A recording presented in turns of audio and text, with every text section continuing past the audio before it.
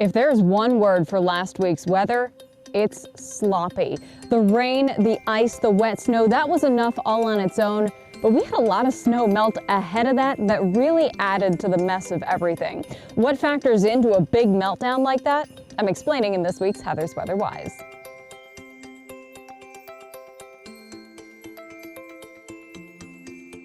At the beginning of last week, our snowpack had an estimated ½ an inch to nearly 2 inches of water locked in it.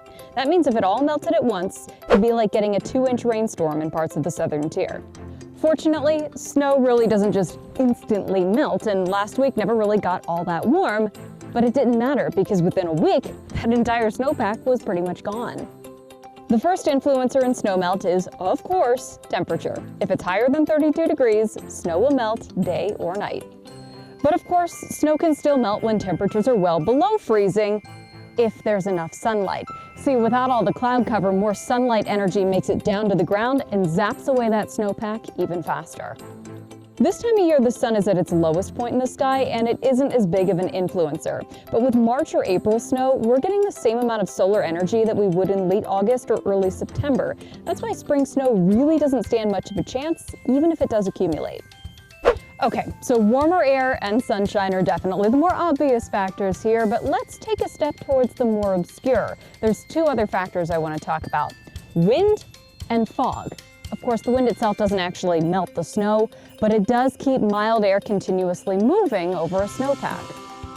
On a windless day, the air just sits in place. The air loses some of its warmth in melting the snow that it's touching, and eventually it cools down to a point where it's not melting much snow at all.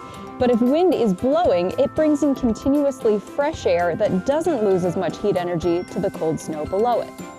So basically, wind just helps make mild air more efficient at snow melting. But what about fog? This one really is weird. I actually had to go back into my college notes to kind of figure out how to explain this one, and I'll do my best to keep it simple. The only fancy term you need to know here is latent heat. Think of it as extra energy that in this case can be used to melt more snow. Fog is simply water vapor that is condensed from a gas to tiny water droplets right at ground level. Condensation releases energy, and that energy is what we call latent heat. As long as the fog hangs on, the latent heat produced in creating the fog through condensation will eat away at a snowpack just a little bit faster.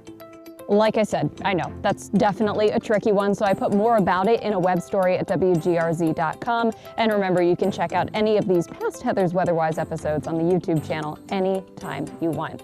That's it for this week's episode. I'll be back with a new topic next week, but until then, remember, it's good to be a geek.